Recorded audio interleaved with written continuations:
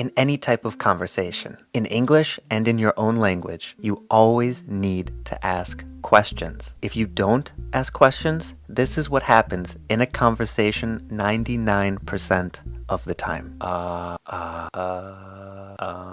Let's fix that. The first type of questions you need to ask are for comprehension, things you didn't understand, things you need to clarify. The other type is to react. These are questions to continue the conversation, to build on it, to get to know someone or something better. But before we look at either of these, you need to remember, it's always okay to ask a question. If you don't understand or if you want to know more, if you want to be in control, ask. Ask a question and be the person who decides how slow or how fast a conversation goes. Someone is always in control of a conversation. I want you to be that person. For Your English is made possible thanks to the coolest motherfuckers. After you become a patron, you will also be getting this video published later today, just showing some of my messy brainstorming, creating ideas, and talking about that process. All right, and now before we really continue, put your hand up and repeat after me. I swear that if I don't understand what people are saying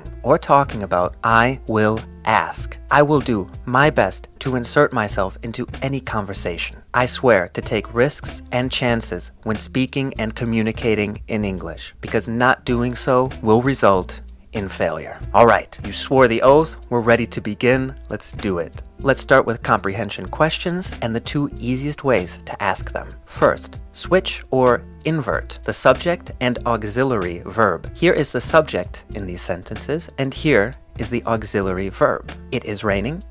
They can read Italian. She was living abroad. You have been studying English. We will arrive late. To turn them into questions, we invert the subject and the auxiliary verb. To invert means we change the order. So it becomes, is it raining? Can they read Italian? Was she living abroad? Have you been studying English?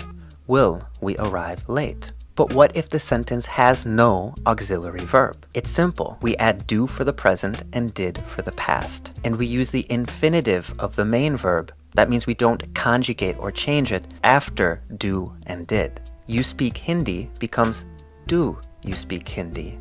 You studied business becomes did you study business. They live in Basra becomes do they live in Basra. She lived in Rio becomes did she live in Rio. He has a brother becomes does he have a brother. To ask more specific questions, we put super useful question words at the front. These question words are who, what, where, when, why, and how. Let me give you some examples of when we can use these question words for comprehension. Oh yeah, he arrived by blum blum blum blum blum. How did he arrive? Oh, I just spoke with Sham. Who did you just speak with? Oh, him? He's from Sham. Where is he from? Hey, I wanted to tell you about What did you say? Yeah, I'll be home at 7. When will you be home? He didn't want to come because of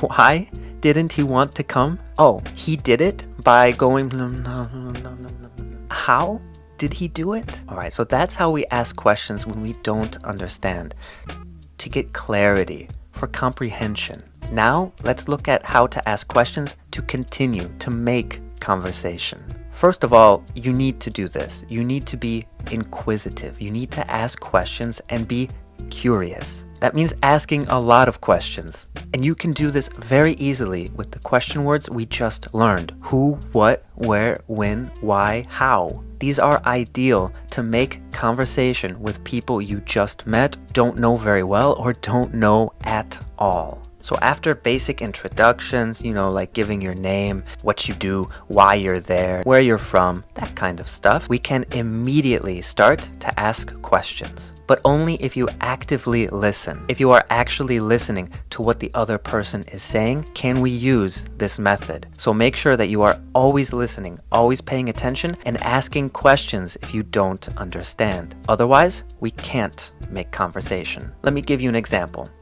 Hi. I'm Callan, I'm from the US, and I'm visiting Ethiopia for 2 weeks. Here, if you are actively listening to me, you already have a lot of questions you can ask me. For example, where are you from in the US? Why are you visiting Ethiopia? Do you like Ethiopia? Do you speak Amharic? Have you traveled anywhere else before? All I did was introduce myself. One quick sentence, and you already have so many questions you can ask me. And if you didn't understand my introduction, then we have to use those comprehension questions. And now, every time a person responds to you, you can continue to ask more questions or give your own information. For example, in the same situation that I introduced myself, you can say, oh, I haven't visited the US yet, or I have visited the US. Or you can give advice. If you are in Addis Ababa, you should visit this great Sudanese restaurant. My favorite thing to do in Ethiopia is blah, blah, blah. There are always so many great opportunities for you to speak if you're paying attention, ask if you didn't understand, or give your own information. And if the person you're talking to is also good at making conversation, they will ask questions or make comments about what you are saying. But if they're not good at making conversation, then continue to introduce new topics and keep on asking questions about them. Try using topics that you're interested in or that you think the other person might be interested in. Here, there are so many topics that you can use. Weather. What do you like to do in the summer, the fall, or the winter? Sports. Do you play any sports? Do you watch any sports? Movies. Have you seen any good movies lately? And if none of these work, if you can't find any good topics, then ask one of these. What are you interested in? Or what type of work do you do? Everyone must have at least one interest, and everyone must be doing some type of work in their life. So after they respond to one of those questions, you can continue to ask or introduce your own interests or your own work. Some people are just terrible at making conversation. So if you have tried every technique that we have talked about so far, make an excuse to leave. Say you need to use the bathroom. Pretend you need to make a phone call. Do something to end the conversation and give you an opportunity to talk to other people. Don't blame it on you or your English skills. Even in our own languages, a lot of people are just bad at making conversation. So say nice meeting you, but, and then give your excuse. Or say, oh, just 1 second, I need to, and then do what you need to do. You just learned a lot of great conversation stuff. To make sure that you don't forget or that you're using it properly, write your examples in the comments under this video. Even better practice, ask these questions out loud. That is the best way to improve your English conversational skills by yourself. So come on, you can do it. Get started.